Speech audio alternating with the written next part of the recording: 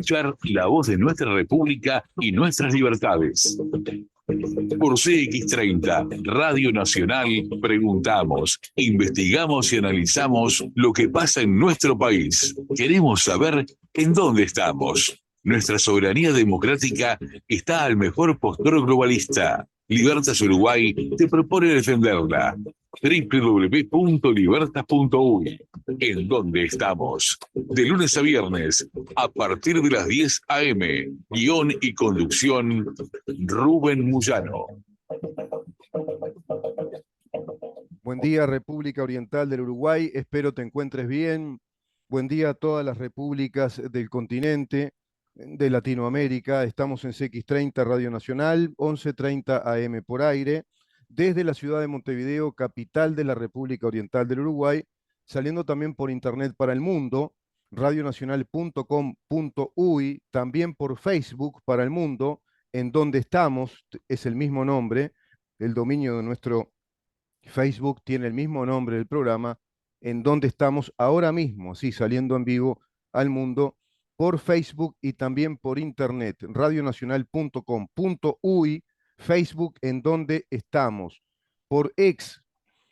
arroba en donde estamos, por Instagram, en donde estamos Uru, Instagram, en donde estamos Uru, y por otro lado, YouTube, mira en dónde estamos. Nuestro canal YouTube, mira en dónde estamos, te suscribís, es gratis, y colaborás con Libertas, nuestra fundación, la primer fundación liberal de la República Oriental del Uruguay, propendiendo en la defensa de la democracia, el Estado de Derecho, la República y nuestras libertades individuales. Todo un contexto, digamos, de principios que hoy por hoy está en tela de juicio o podemos decir que está en una nueva etapa de la política internacional en contienda, en antagonismo con una propuesta progresista de un neomarxismo que plantea más estatismo, el Estado prácticamente haciéndose cargo de todo, el Estado diseñando la economía de su gente, el Estado participando con otros estados en esos diseños globales, diseñando incluso modelos educativos que van globalizando, como por ejemplo la ideología de género, como por ejemplo educar para una economía circular, planificada y distributiva, educar para una economía ambientalista, es decir, un conjunto de principios que hacen a la concepción del Estado desde las teorías sociológicas, desde las teorías descriptivistas del Estado, se le dice, las teorías que lo describen, que lo analizan según se concibe al Estado como un fenómeno social o sociológico y político. Desde lo político y sociológico eso va permeando inclusive en la concepción del sistema jurídico de construcción de ese Estado, que también abreva muchísimo de teorías sociológicas, económicas o economicistas para aplicar lo que los juristas consideran son los principios jurídicos o el arcana imperi, o digamos el imperio jurídico que le dé valor a esa norma en un orden o en una organicidad jurídica. Todo eso está en contienda en el mundo. Está en un antagonismo entre una internacional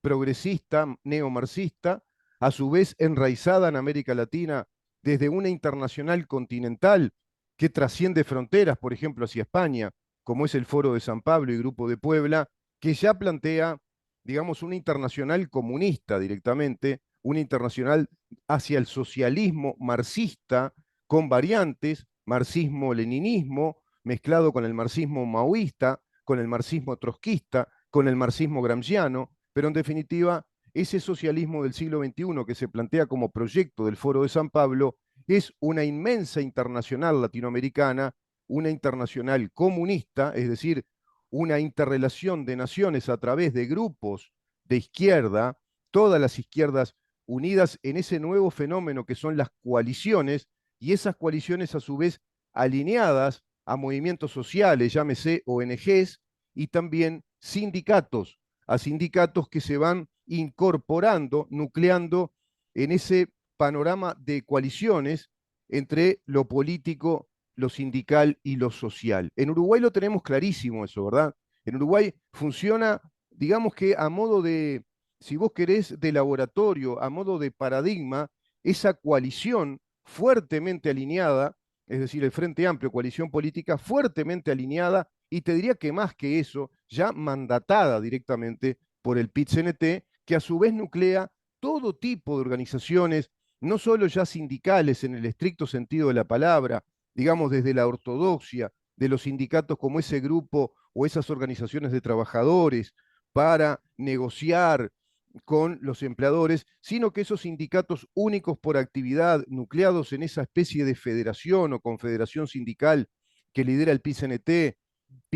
que es liderado a su vez por el Partido Comunista de Uruguay, va nucleando también otras organizaciones como ONGs, organizaciones sociales, y ni que hablar los sindicatos de los funcionarios públicos. Eso ya enraizado en nuestro país, incorporado en el ADN, si vos querés, en el nuevo ADN, relativamente nuevo, desde la salida democrática a la fecha. Si bien se iba dando antes, se va a definir prácticamente con la primera presidencia de Julio María Sanguinetti, donde se le da un marco, digamos, de legitimidad a esa mega organización sindical de sindicatos únicos por actividad que tienen, digamos, el reconocimiento del Estado como los representantes genuinos de las clases trabajadoras, de los empleados, directamente eso, de los trabajadores, de los empleados, por rama de actividad. Son sindicatos que representan toda la actividad económica de un sector de la economía o de un confín o de un contexto de la economía. Llámese la industria del vidrio, llámese la industria de la construcción, la industria del transporte. Todo eso está representado por un sindicato único que negocia en un marco regulador de toda esa actividad empresarial, que negocia con el gobierno y con la Cámara Empresarial, con cada una de las cámaras empresariales por cada una de las actividades económicas. Todo eso es un sistema corporativo, de círculos corporativos de negociación que nada tienen que ver con el modelo económico liberal del capitalismo liberal. ¿Por qué digo todo esto? Porque eso es lo que se está planteando con Javier Milei. Javier Milei encarna ahora en Argentina, el presidente electo, el nuevo presidente ya de los argentinos, encarna desde su propuesta liberal y por supuesto que alineada al republicanismo de la Constitución de Juan Bautista Alberdi, remitiendo permanentemente, y así va armando un equipo de profesionales, de técnicos, que responden a esos principios, al menos en su mayoría, no todos, algunos muy cuestionables, hay peronistas incluso ahí, hay peronistas clásicos, pero hay un montón de personalidades que responden a esas premisas de la República Argentina liberal democrática. Milei plantea un republicanismo liberal, eso quiere decir achicar el Estado en sus funciones. El Estado tiene, según la teoría del derecho y del Estado que planteó el eminente Hans Kelsen, discutido después por muchos, por Jelinek, por Duguit, por Javen, por tantos grandes teóricos del Estado, que el Estado tiene funciones, tiene fines. Los fines primarios del Estado son los que nunca estuvieron en cuestionamiento. Hasta ahora, con esta nueva, digamos, modalidad o la nueva embestida de una internacional marxista que también cuestiona los fines primarios del Estado. ¿Cuáles son los fines primarios del Estado? Los tres poderes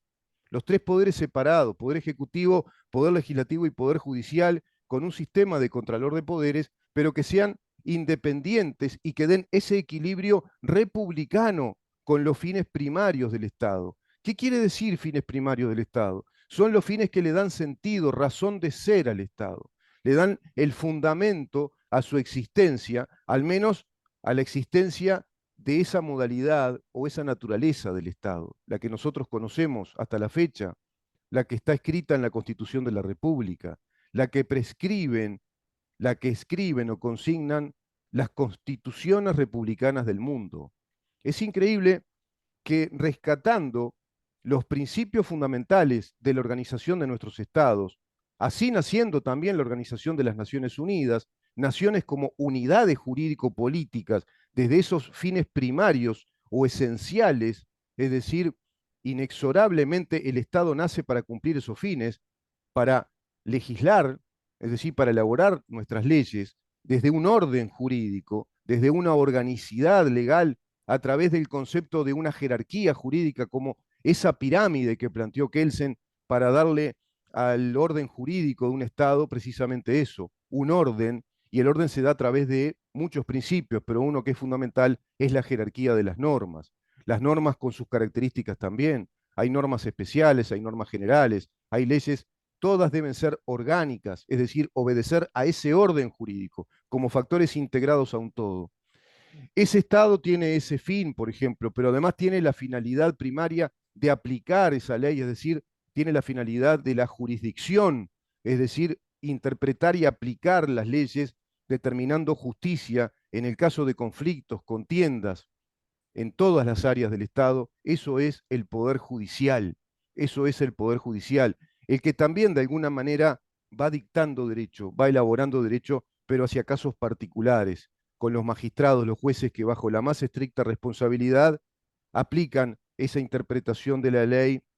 digamos que provocando, produciendo situaciones jurídicas nuevas o reconociendo situaciones jurídicas precedentes a ese juicio de garantías. Ese es otro fin primario del Estado. Otro fin primario del Estado es administrar esas leyes, llevar adelante una administración de toda esa organización estamentaria, compleja. Estamentaria quiere decir organización administrativa, racionalizada. Todo eso el Poder Ejecutivo, que a su vez puede traer planes de gobierno, pero puede traer también planes de políticas de Estado. Las políticas de Estado son las políticas transversales a los gobiernos, las que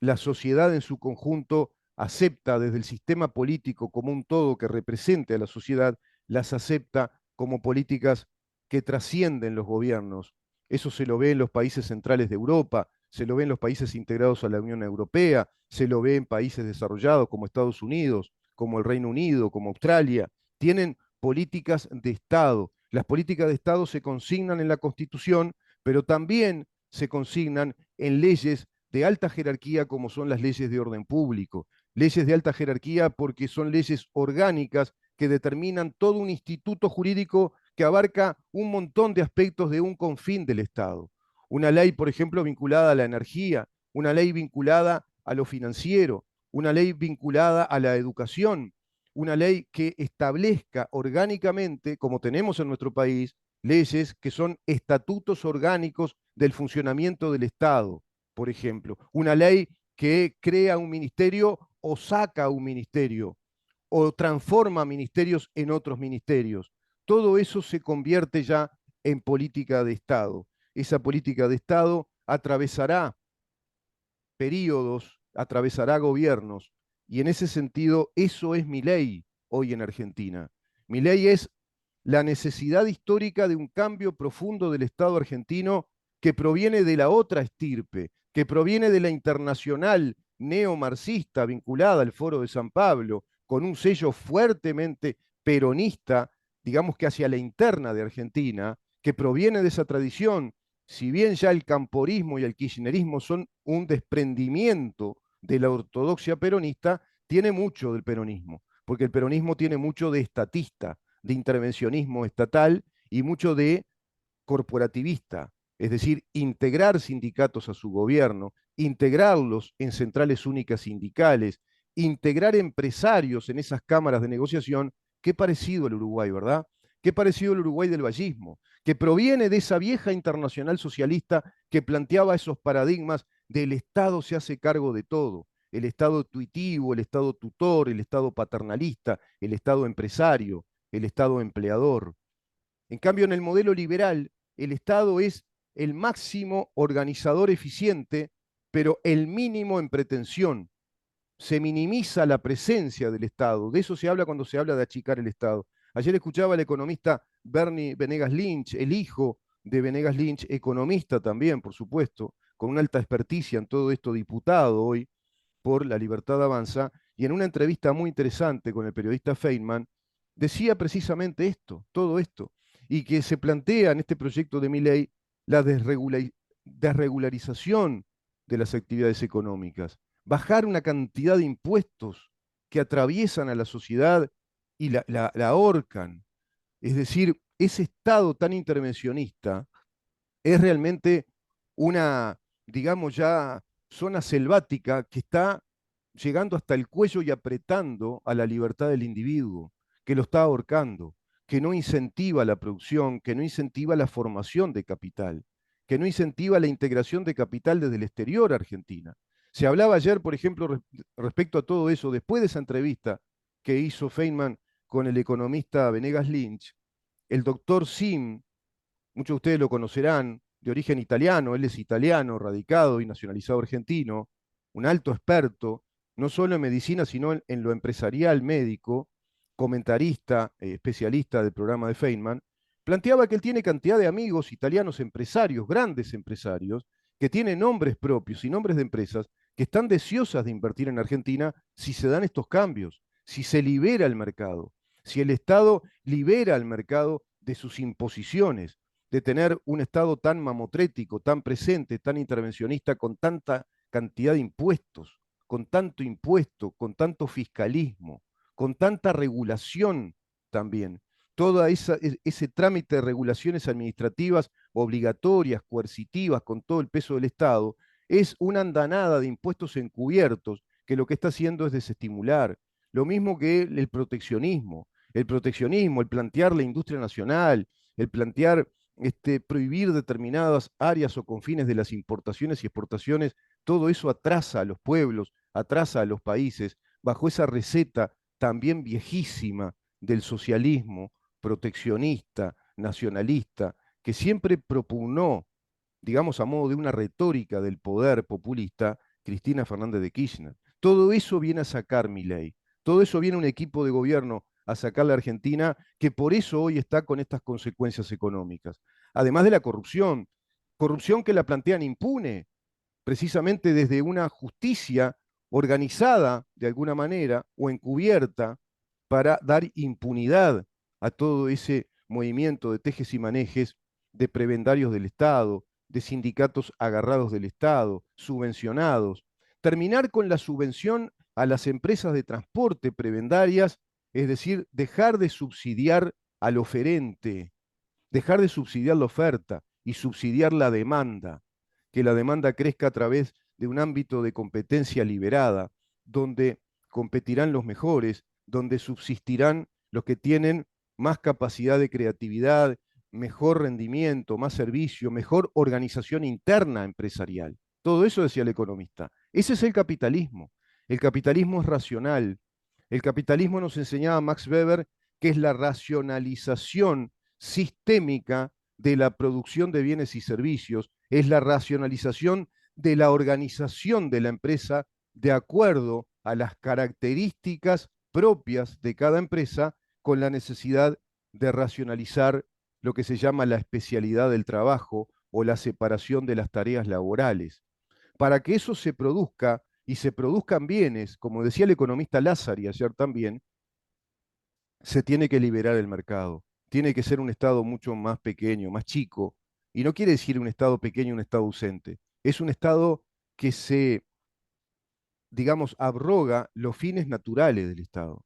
los fines que hacen a su propia naturaleza. ¿Qué es el Estado sino una convención de organización social, política, que debe regirse a través de las normas jurídicas que nos reglamenten nuestras conductas, a todos por igual, bajo el principio de igualdad de la ley? Todo eso también decían ayer economistas como Venegas Lynch, como Lazzari y como tantos que voy escuchando, que incluso el economista, por ejemplo, Rodríguez, que es una especie de asesor experimentado de Milei, impersonal, jamás se vieron, pero se da cuenta que toma nota de cosas que él va diciendo a través de distintos artículos, distintos medios de prensa. Es un fenómeno muy complejo el de Milei, mucho más complejo del que podamos pensar. No es solamente el loquito mediático, no es solo el outsider que logró la presidencia. Milei está encarnando un fenómeno nuevo de las comunicaciones, está encarnando un fenómeno nuevo de la cultura política a través de la revolución de las comunicaciones como las que estamos experimentando ahora, las comunicaciones de la revolución digital, de la revolución informática, las comunicaciones de las redes sociales, las comunicaciones de la globalización de un nuevo lenguaje digital de comunicación. Hay un lenguaje o contenidos que son disruptivos respecto a los viejos contenidos. Se comunica de otra manera, se comunica con otro estilo, contenidos u otros contenidos. Y se da también una enorme batalla cultural en ese fango de redes sociales. Milei es mucho más que un fenómeno mediático, es un fenómeno de la nueva cultura política en esta era de medios masivos de comunicación, como ya lo auguró Marshall McLuhan o Alvin Toffler, de los medios masivos que iban a transformar sustantivamente la vida de todos nosotros en sociedad, nuestros usos y costumbres, nuestros hábitos, pero que no iban a pervertir lo que es el sentimiento de unidad o el sentimiento de pertenencia, sino que iban a profundizarlo y a globalizar la información de los distintos pueblos, de las distintas naciones, y tampoco iban a enajenar nuestro sentimiento de individuos, nuestra sensación, nuestra percepción, nuestra vida misma, que es física o somáticamente una vida individual. Se ha planteado en una editorial de Carlos Pañi en La Nación una pregunta fundamental. Vamos a ir a una pausa, Ramón, rápidamente, y vamos a entrar en esta editorial en la que profundizo esto que para mí recién es una introducción a un tema gigantesco de un mundo hoy dividido, polarizado internacionalmente entre un modelo hegemónico que ha ganado los estrados internacionales, ha ganado los estamentos de los organismos internacionales, ONU y sus 17 organizaciones, ha ganado en gran medida a los países centrales y a las políticas del establishment, al sistema político, que es el progresismo woke o el neomarxismo, enraizándose acá, radicalizándose todo ello hacia una nueva etapa que es el socialismo del siglo XXI, con un sueño socialista al estilo Marx, al estilo Lenin, al estilo Fidel Castro en Cuba, con el Foro de San Pablo. Pero por otro lado, hay un renacer, un despertar del liberalismo, de las ideas liberales, que están enraizadas, están impenetradas de ese origen de los estados nacionales que nacen con nuestras cartas constitucionales, con los movimientos independentistas, con la independencia de los europeos respecto a las monarquías absolutistas, con la independencia de las colonias americanas respecto a los imperios europeos coloniales. Todo ese proceso que se va a dar en el siglo XVIII, en el siglo XIX, y que va a atravesar el siglo XX con las gravísimas dificultades de dos guerras mundiales, nos indica ya en ese proceso que esa internacional, esa polaridad entre un modelo estatista, fuertemente estatizador, colectivista, transpersonalista, y un modelo que propende la libertad de los individuos y que concibe la sociedad como una organización racional que protege la libertad individual y cuyo fin es la organización social identificada en la protección de nuestro derecho de propiedad, de nuestros derechos individuales, de expresión, de asociación, de nuestros derechos políticos, cívicos, civiles, económicos, de la libertad de emprendimiento, de la libertad de ambulatoria. Todo ese proceso, todo ese proyecto del Estado republicano liberal es el que está en pugna hoy, está en antagonismo con el Estado estatista, colectivista, transpersonalista de cuño marxista, desde los estructuralistas, postestructuralistas, el posmodernismo, el constructivismo, las teorías eclécticas, pero dentro de ese marco de teorías de interpretación de la condición humana, que conciben la lucha de clases, las desigualdades, el principio de igualdad social, el Estado que se haga cargo de igualar o de igualizar, si vos querés, la condición social, eso está en pugna con este otro Estado que plantea Javier Milei. Vamos a una pausa y continuamos. Buscamos, preguntamos, estudiamos, investigamos y publicamos para saber en dónde estamos. Idea y producción.